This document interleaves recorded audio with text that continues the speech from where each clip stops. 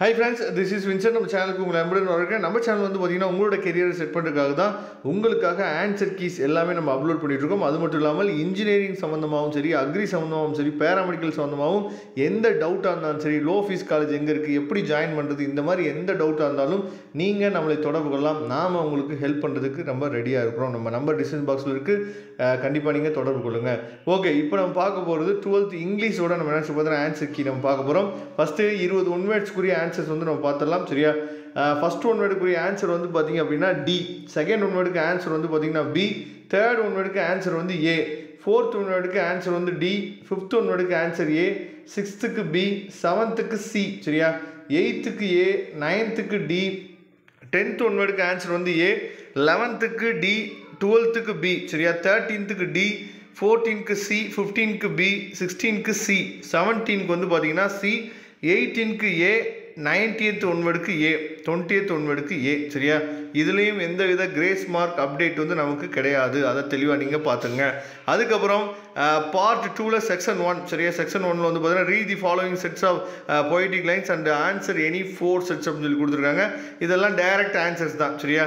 இதில் எல்லாம் நம்ம வந்து அதாவது இதுக்கு மார்க் அதுக்கு மார்க் அப்படின்னு சொல்லி நம்ம இங்கிலீஷ்லலாம் நம்ம என்ன பண்ண முடியாதுன்னு சொல்லி பார்த்தீங்கன்னா உங்களுக்கு வந்து ஸ்டெப் மார்க் இந்த மாதிரிலாம் நமக்கு வந்து எதுவும் கிடையாது அப்படிங்கிறது நல்லாவே தெரியும். ஆன்சர் இருந்தால் அதுக்குரிய மார்க், அவ்வளோதான், சரியா?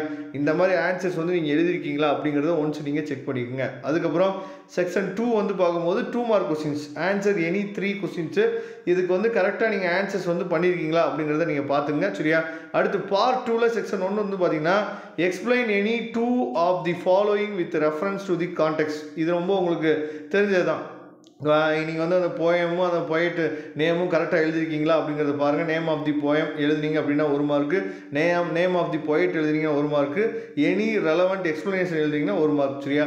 அந்த மார்க் வந்து பிரித்து கொடுத்துருக்காங்க. அதனால் எனி ரெலவெண்ட் எக்ஸ்ப்ளனேஷன் கொடுத்துருக்காங்க. அதான் அதுக்கு ரிலேட்டடாக நீங்கள் எழுதுனீங்க அப்படின்னாவே போதுமானது.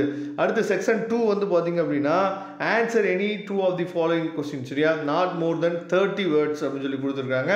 இதை தெளிவாக பாருங்கள். 3 மார்க் கொஸ்டின்ஸ். இதுக்கு எப்படி ஆன்சர்ஸ் வந்து எழுதிருக்கீங்க அப்படிங்கிறத நீங்கள் பார்த்துங்க, சரியா? அதுக்கப்புறம் செக்ஷன் 3ல் வந்து பார்த்தீங்க அப்படின்னா answer any 3 of the following, இதுவும் 3 மார்க் கொஸ்டின்ஸ் தான். இதுக்கு டைரக்ட் ஆன்சர்ஸ் தான், சரியா? ஆன்சர்ஸ் வந்து கரெக்டாக எழுதிருக்கீங்களா அப்படிங்கிறத பார்த்துங்க. அதுக்கப்புறம் பார்ட் 4, சரியா? ஆன்சர் தி ஃபாலோயிங் அப்படின்னு சொல்லி கொடுத்துருக்காங்க. SA format questions. SA format கொஸ்டின்ஸில் இதில் வந்து பார்த்தீங்க அப்படின்னா உங்களுக்கு வந்து answer in SA format can also be avoided marks அப்படின்னு சொல்லி கொடுத்துருக்காங்க, சரியா? இந்த மாதிரி சிங்கிள் பேராகிராஃப்லையும் என்ன பண்ணலாம்னு சொல்லி எழுதலாம். இல்லைனா நீங்கள் வந்து எஸ்ஏ ஃபார்மேட்லேயும் நீங்கள் எழுதிக்கலாம். அதுக்கு வந்து ஆன்சர் வந்து கொடுக்கணும் அப்படிங்கிறத சொல்லியிருக்காங்க. அதை தெளிவாக நீங்கள் பார்த்துங்க, சரியா?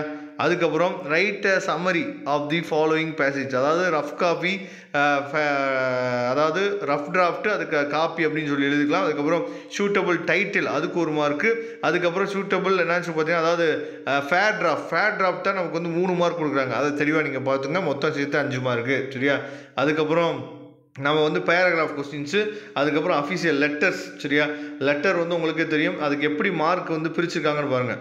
சென்டர் அட்ரஸ், ரிசீவர் அட்ரஸ் எழுதுனீங்கன்னா 1 மார்க். அதுக்கப்புறம் சேச்சுலேஷன், அது சப்ஸ்கிரிப்ஷன், அது எழுதுனீங்கன்னா 1 மார்க். பாடி ஆஃப் தி லெட்டருக்கு 2 mark. Place and date, address of the envelope, இது எழுதுனீங்கன்னா 1 மார்க், சரியா? இதை தெளிவாக பார்த்துங்க. அதுக்கப்புறம் பர்சனல் லெட்டர்ஸும் அதே மாதிரி தான் பிரிச்சுருக்காங்க, மார்க் வந்து பிரிச்சுருக்காங்க. நல்லா தெளிவாக நீங்கள் பார்த்துங்க. இதோட பிடிஎஃப் லிங்க் டிஸ்கிரிப்ஷன் பாக்ஸ்லாம் இருக்குது, எடுத்து நீங்கள் யூஸ் பண்ணிக்கலாம். அடுத்தடுத்த வீடியோவில் நான் இன்னும் எந்தெந்த ஆன்சர் கீஸ் வந்து இன்னும் கொடுக்கலையோ அது எல்லாமே உங்களுக்கு கொடுத்துடலாம். சரி, தேங்க்யூ. நம்ம நெக்ஸ்ட் வீடியோ பார்க்கலாம். மறக்காமல் நம்ம சேனலோட வாட்ஸ்அப் குரூப்பில் ஜாயின் பண்ணிடுங்க. தேங்க்யூ.